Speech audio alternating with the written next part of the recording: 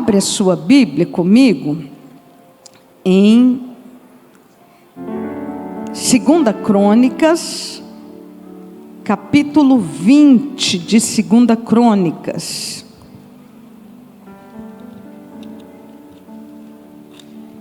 Segunda Crônicas, capítulo 20. Aqui, se você tem uma Bíblia como a minha, logo no início, do capítulo 20, está escrito assim: a vitória de Josafá sobre Moabe e Amon. E eram 3 reis, era Amon, Moabe e acho que Meunitas. Nós vamos ler esse texto aqui. Eram 3 reis Meunitas, que se ajuntaram contra o rei Josafá. O rei Josafá, a Bíblia descreve bons reis e maus reis. A Bíblia descreve reis que fizeram o povo de Israel acertar e reis que fizeram o povo de Israel errar. A Bíblia não esconde nada.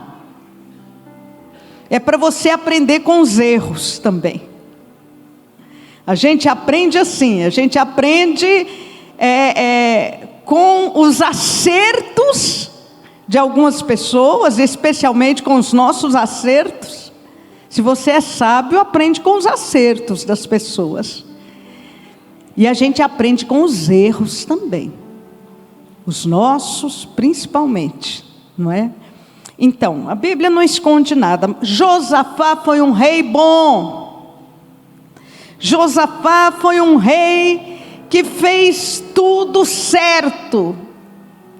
Se você ler aí, olha, o capítulo 19, especialmente no versículo 4, se você ler, você vai ver que Josafá procurou estabelecer tudo direitinho em Israel, poder judiciário, os sacerdotes. Ele deu, olha só, um conselho que ele deu para os juízes, eu acho tremendo.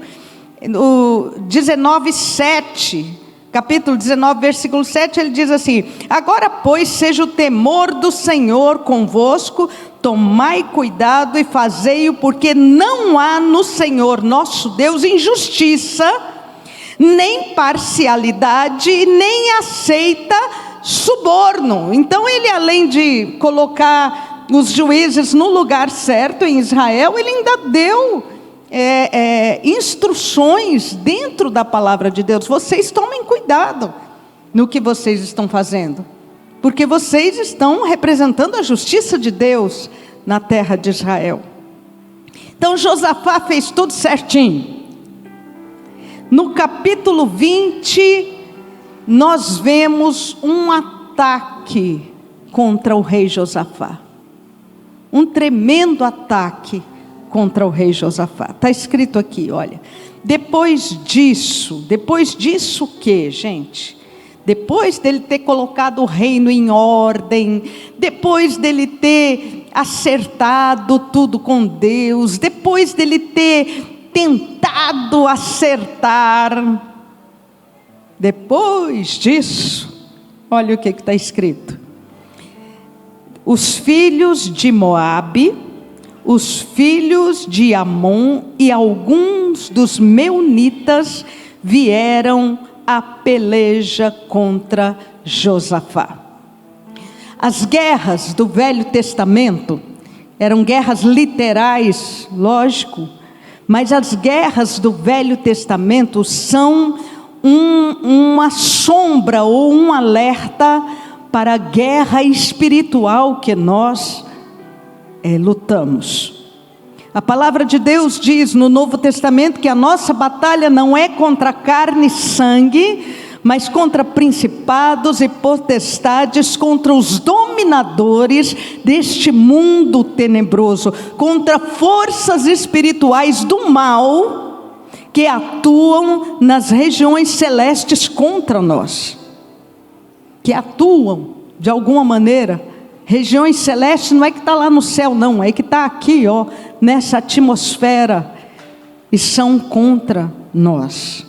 Então vamos lá, que essa batalha que Josafá enfrentou fisicamente, tem ensinamentos para nós que enfrentamos batalhas espirituais.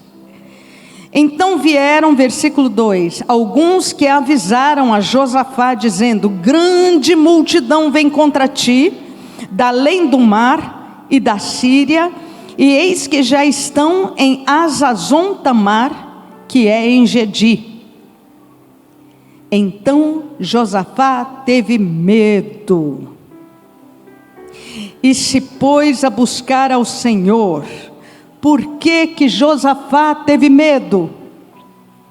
Porque era um exército composto de 3 reis.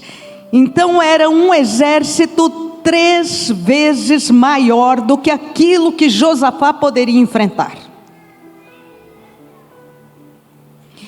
A primeira lição que eu quero que você considere comigo: é nosso dever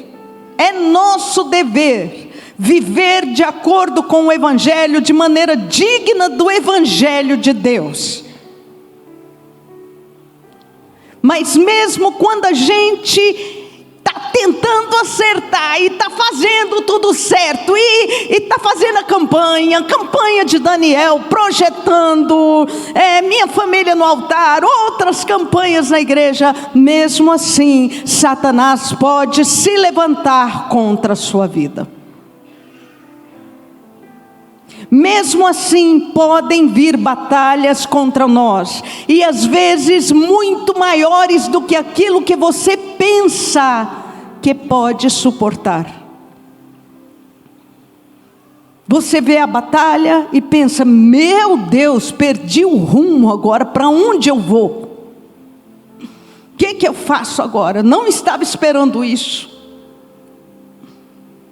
Como eu vou enfrentar essa situação? Era isso que Josafá estava sentindo. Por isso ele teve medo. Teve medo por ele e teve medo pelo povo que estava com ele. Josafá se pôs a buscar o Senhor e apregoou um jejum em toda Judá. Por favor, fala para a pessoa do seu lado: jejum e oração tem poder. Ah, não gostei. Você que está em casa, fala aí bem alto, você que está me assistindo: jejum e oração tem poder. Vamos falar bem forte, vamos lá? Jejum e oração tem poder. Jejum e oração tem poder. No mundo espiritual, nosso grito vale nada. No mundo espiritual, sua força física vale nada. No mundo espiritual, vale jejum e oração em nome de Jesus. Isso é arma, e arma poderosa. Então Josafá teve medo, se pôs a buscar ao Senhor e apregoou em Judá um jejum e oração em toda Judá. Judá se congregou para pedir socorro ao Senhor. E também de todas as cidades de Judá veio gente para buscar o Senhor. Josafá usou 3 armas poderosas para enfrentar aquela batalha: jejum, oração e congregar. Congregar é arma poderosa, sim, porque a palavra de Deus diz que há poder na concordância em oração. Tudo que 2 sobre a terra concordarem, do céu será feito. Onde houverem 2 ou 3 reunidos em meu nome, o que Jesus falou? aí estarei no meio deles. Então há poder na congregação, no congregar. Olha, queridos, eu respeito você que tem pensado diferente, eu respeito. Deus sabe que eu respeito, mas eu não posso concordar. Existe hoje uma geração de desigrejados, de pessoas que acham que podem viver o evangelho longe da congregação. É verdade isso? Sim. Por que não? Quando existe uma perseguição e não há igrejas, a gente tem que estar só, não tem? Não tem que estar só? Mas olha para mim, em nome de Jesus, toda moeda tem dois lados. O outro lado da moeda é que brasa longe do braseiro vira carvão.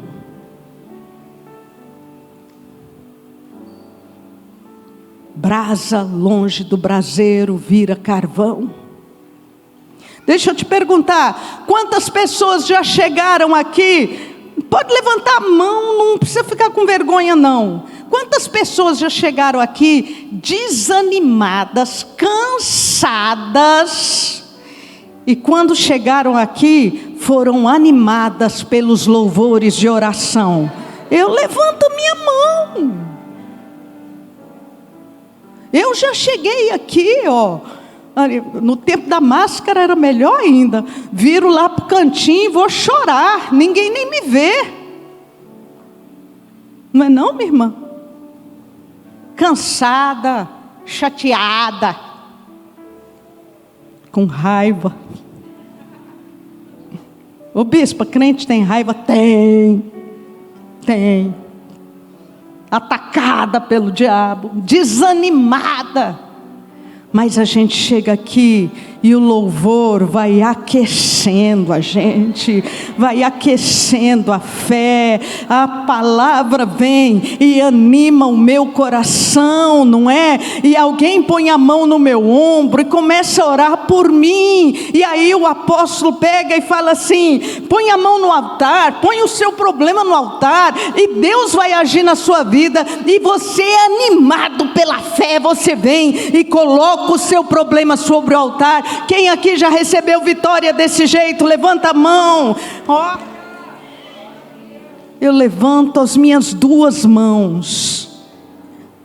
Então, meu irmão, há poder no congregar, sim. Uma coisa que o diabo quis fazer com essa pandemia foi esfriar as pessoas e tirar as pessoas da igreja.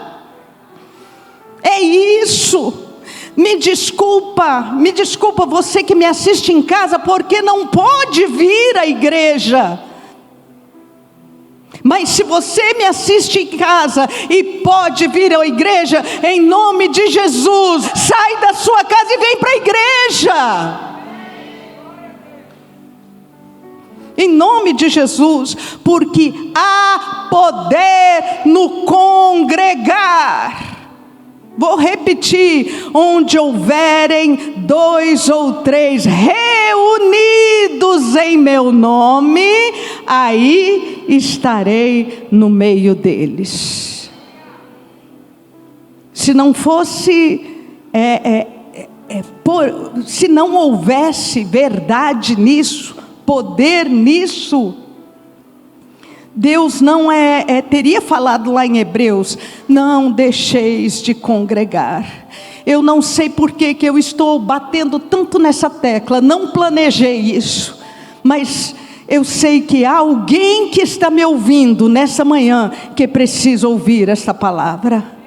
Josafá venceu, por quê? Josafá se lembrou: jejum, oração, e vou me reunir. Ora por mim, porque eu preciso da sua oração. Não tenha vergonha de pedir oração quando você precisar de oração. Não tenha vergonha de chegar para uma pessoa e falar: ora por mim, porque eu estou precisando. Estou precisando. Não tenha vergonha de chorar aqui no altar. Eu conheço muita história de milagre e grandes milagres de pessoas que vêm chorar aqui no altar. Josafá apregoou o jejum, começou a orar, se reuniu com o povo, não é? E ele fez uma oração no meio do povo. Versículo 5. Diz: pôs-se Josafá em pé no meio da congregação de Judá e de Jerusalém, na casa do Senhor, diante do pátio novo, e fez uma oração tremenda. Ele disse o seguinte: ah, Senhor Deus, Deus de nossos pais, porventura não és tu Deus nos céus? Não és tu que dominas sobre todos os reinos dos povos? Na tua mão está a força e o poder, e não há quem te possa resistir. Jesus Cristo resumiu isso aqui e falou: Pai nosso que está nos céus, santificado seja o teu nome. Não és tu o Deus de todo poder, de toda glória, de toda honra, de toda força? Levanta a sua mão e fala isso comigo: Pai nosso que estás no céu. É seu Pai e tem todo o poder. E Josafá continua orando: porventura, ó nosso Deus, não lançaste fora os moradores desta terra diante do teu povo de Israel, e não deste para sempre esta terra à posteridade de Abraão teu amigo? Habitaram nela e nela edificaram um santuário ao teu nome, dizendo: se algum mal nos sobrevier, espada por castigo, peste ou fome, nós nos apresentaremos diante desta casa e diante de ti, pois o teu nome está nesta casa, e clamaremos a ti na nossa angústia. Agora responde comigo, né? Por favor, lê comigo a última frase ali, ó. E o quê? E tu nos... E tu nos ouvirás. Deus está te ouvindo. Deus está ouvindo a sua oração. Deus está ouvindo o seu clamor. Deus está ouvindo a sua dor. Deus está ouvindo o seu choro. Deus está ouvindo as palavras que você não tem condições de dizer. Eu sei o que é falar com um nó na garganta, porque a gente não tem força para falar alto. Mas mesmo assim, a gente glorifica a Deus, porque Deus escuta aquilo que você não consegue falar. Deus escuta aquilo que a gente não consegue falar. Tem um versículo aqui que me chamou muito a atenção hoje, exatamente na oração que Josafá fez, e eu nunca tinha percebido isso. Então, deixa eu te perguntar: qual é o objetivo do diabo? Ele sabe que você é salvo. Ele sabe que você ama a Deus. Até onde você ama a Deus, ele também sabe. Ele sabe que ele perdeu na cruz. Perdeu. Jesus expôs as potestades infernais ao desprezo na cruz. Ele perdeu. Ele sabe disso. Por que ele ataca? Por que você acha que o diabo ataca? Olha o que diz o versículo 11 aqui. Josafá está orando. Vamos ler o versículo 10 e o versículo 11, porque você vai entender. Agora, pois, eis que os filhos de Amon, os de Moabe e os do monte Seir, cujas terras tu não permitistes que Israel invadisse, quando vinham da terra do Egito, mas deles se desviaram e não os destruíram. Eis que nos dão o pago, vindo para lançar-nos fora da tua possessão, que nos deste em herança. Qual é o objetivo do diabo? Roubar a sua herança em Deus. Nós temos uma herança imarcessível. A palavra de Deus diz, está lá em 1 Pedro, joga na tela para mim, 1 Pedro capítulo 1, versículo de 3 a 6, vamos ler lá, 1 Pedro 1, de 3 a 6, vamos lá. Bendito Deus e Pai de nosso Senhor Jesus Cristo, que segundo a sua muita misericórdia, nos regenerou para uma viva esperança, mediante a ressurreição de Jesus Cristo dentre os mortos. 2, para uma herança incorruptível, sem mácula, imarcessível, reservada nos céus para vós outros. Versículo 5, que sois guardados pelo poder de Deus, mediante a fé para a salvação. Nós temos uma herança em Deus. Quem aqui é filho de Deus? Levanta a mão, fala assim: eu sou filho de Deus. Quem é advogado aí? Você é advogado? Todo advogado sabe que herança é direito. Todos os filhos têm por direito herança, quando os pais deixam alguma coisa. O pior legado que pode ficar se chama dívida. Mas tem filho que herda dívida dos pais. Esse é o pior legado que um filho pode herdar. Por isso que a palavra de Deus diz que o homem de bem deixa uma herança para os filhos dos seus filhos, para os netos. É para isso que a gente trabalha. É para isso que a gente se esforça nessa terra. Herança é direito. Quem é filho de Deus aqui, por Jesus Cristo Senhor, levanta a mão, fala assim: eu tenho herança em Deus. Qual é a sua herança? Jesus Cristo. A partir de Jesus Cristo nós temos um novo testamento. É a sua herança, está aqui. É testamento. É o que você tem direito. O que o diabo quer é roubar a sua herança, é tirar você da sua possessão.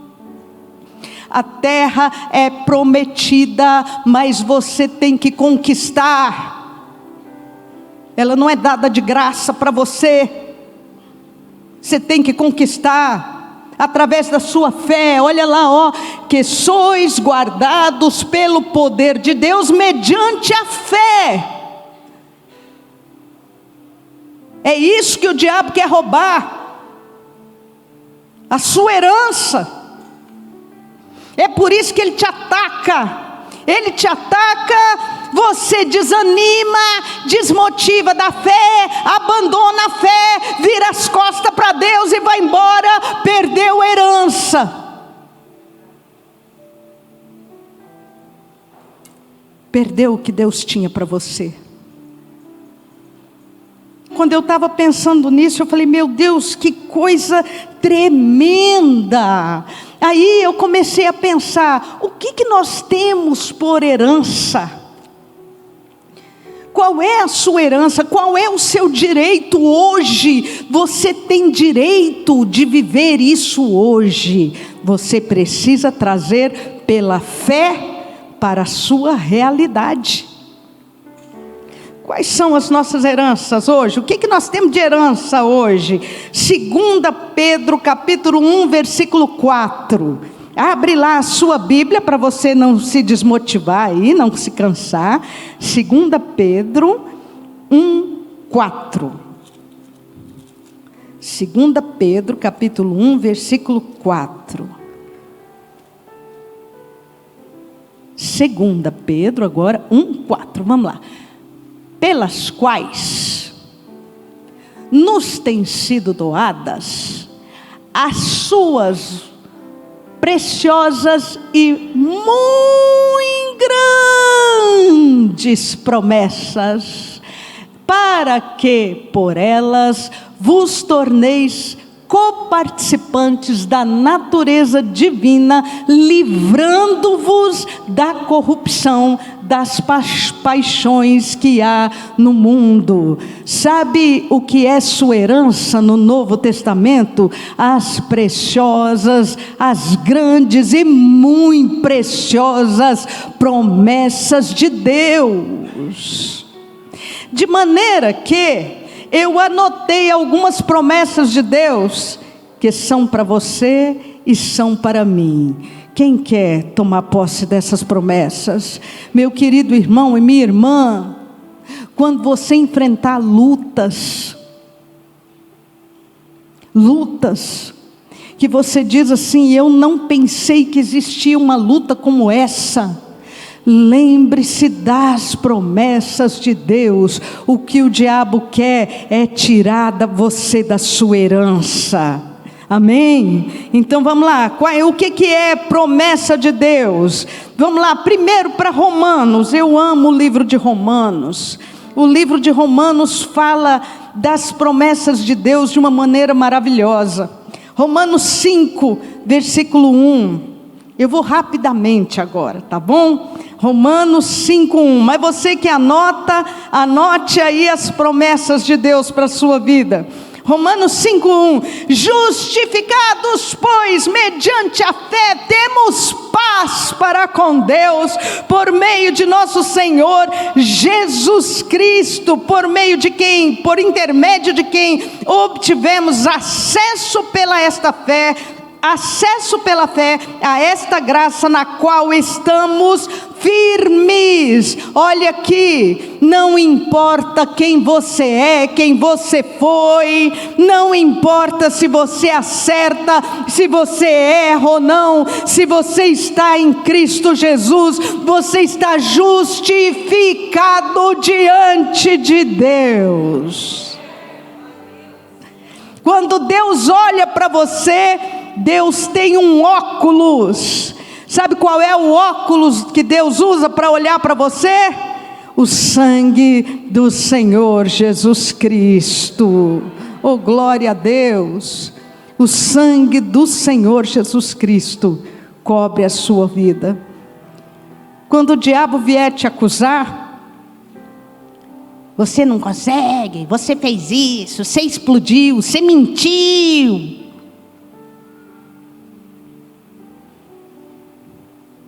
Vire para ele e fala assim, é verdade. Tudo de ruim que você vê, sou eu mesmo. Mas o que tem de bom em mim é o Senhor Jesus Cristo. Vira para Deus e fala assim, Senhor, me perdoa, sou ruim, explodi, Senhor, agi da maneira que eu não devia agir, oh Deus, me perdoa, lava-me com o sangue de Jesus. Somos justificados diante de Deus. Muito pode por sua eficácia, o que, gente? A súplica do... Repete comigo. Muito pode por sua eficácia a súplica do... Mas não existe nenhum justo. Somos justificados em Cristo Jesus. Eu sou justo nele, pelo sangue dele. sobre a minha vida. Outra promessa, abre lá, Romanos capítulo 8, versículo 31. Quem é justificado aí pelo sangue do Senhor Jesus Cristo, diz amém? Romanos 8, versículo 31. Eu queria que você lesse comigo, bem forte, para quem está lá em casa, receber essa palavra. Vamos lá? Romanos 8, 31. Que diremos, pois, à vista destas coisas? Se Deus é por nós, quem será contra nós? Glória a Deus.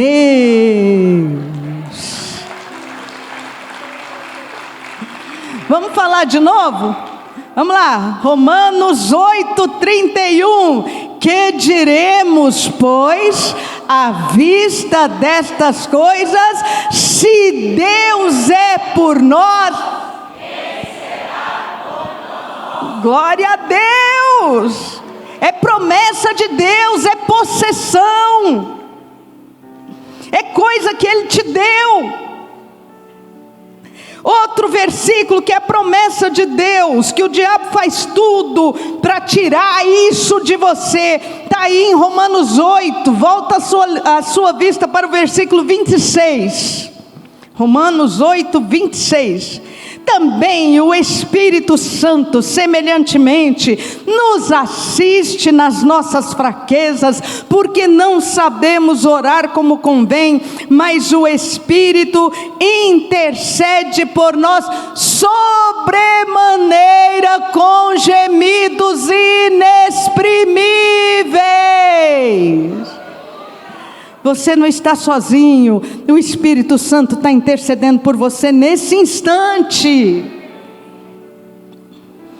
Não sei orar como convém. Todo dia quando eu vou orar, eu falo isso para Deus. Eu digo assim: Senhor, eu não sei orar.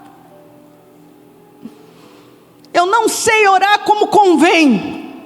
Os judeus oram de um jeito, os presbiterianos oram do outro jeito, os batistas oram do outro jeito, os pentecostais oram de outro jeito, a fonte da vida do outro. Não sei orar, Senhor. Eu preciso do Espírito Santo para orar por mim. Ora por mim, Senhor. Ora através da minha boca. O diabo quer te roubar disso, quer tirar isso de você. Outra promessa abençoada de Deus, versículo 28 de Romanos, leia depois Romanos 8, todinho na sua casa, versículo 28, sabemos que todas as coisas cooperam conjuntamente para o bem daqueles que amam a Deus. Quem aqui já viu, já aconteceu com você, uma situação difícil, mas você ficou firme na oração e de repente aquilo virou para o seu bem? Quem já viveu isso? Quem já viveu? Levanta a mão de novo. Eu queria que todo mundo olhasse para trás. Olha aí, ó gente, ó, quantas pessoas já viveram isso? Deus faz com que todas as coisas cooperem para o bem de todo mundo.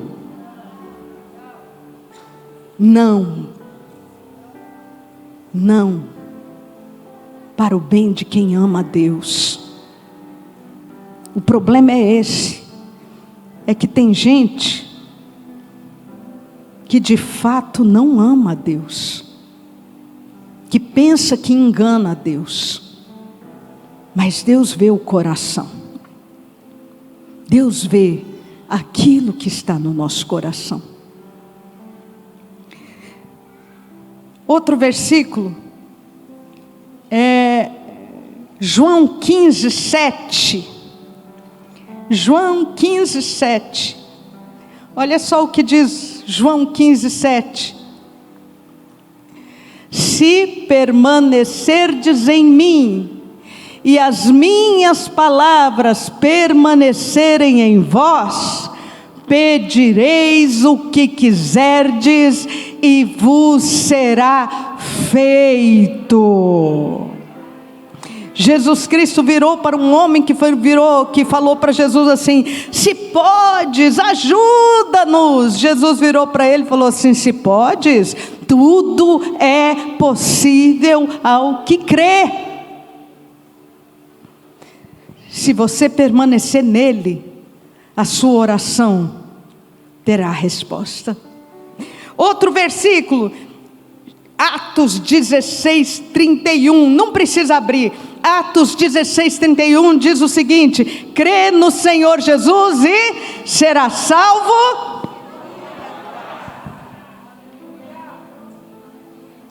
Crê no Senhor Jesus e será salvo tu e a tua casa. Eu quero te lembrar uma coisa, eu já vou terminar. Eu quero te lembrar uma coisa. A Bíblia diz que os filhos são o que, gente? Herança do Senhor, não é? Os filhos são herança do Senhor. Sabe o que o diabo quer fazer? Tirar os seus filhos de você, tirar a sua herança. A exemplo do filho pródigo, o diabo quer levar os seus filhos para um país distante, de língua diferente desta daqui, da palavra de Deus. Uma mãe me procurou um tempo atrás, filho adulto, e ela virou para mim e falou assim: bispa, eu creio nessa palavra que diz, crê no Senhor Jesus e será salvo tu e a tua casa. Eu creio nisso. Bispa, mas eu sei que Deus não empurra ninguém. Se meu filho, que é adulto, não quiser, como é que a gente fica, bispa? Deus não empurra ninguém. Deus conduz. Como é que fica? E eu virei para essa mãe e me deu vontade de cantar aquela música que diz: quem mandou você largar a rede? Virei para aquela mãe e falei assim: olha, realmente, Deus não vai empurrar ele, mas não larga a rede, continua jogando a rede, continua levando o nome dele. Não é porque ele está lá no país distante, de língua diferente da palavra de Deus, que a rede não vai alcançá-lo. A rede da oração, a rede da fé, a rede de uma avó que coloca aqui o nome dele no altar, não é? Continue crendo, porque a promessa continua. Crê no Senhor Jesus e será salvo tu e a tua casa, você e a sua família. Por fim, eu quero colocar mais 2 versículos. Um está em Isaías 53:4. Joga na tela para mim. Isaías 53:4. Diz aqui: certamente ele, Jesus. Vamos ler juntos? Vamos lá? 1, 2, 3 e... certamente ele tomou sobre si as nossas enfermidades e as nossas dores levou sobre si. Nós o reputávamos por aflito e ferido de Deus e oprimido. Pode parar por aí. Jesus Cristo levou as suas dores e as suas enfermidades, a cura em Deus para você. Ele se fez maldição em nosso lugar, tomou as nossas maldições, para que a bênção de Abraão viesse sobre nós, a bênção da fé. Então, se você está enfermo, creia. O ataque do diabo contra a sua vida é exatamente para roubar a sua fé. Roubando a sua fé, ele rouba a promessa, te tira da sua possessão.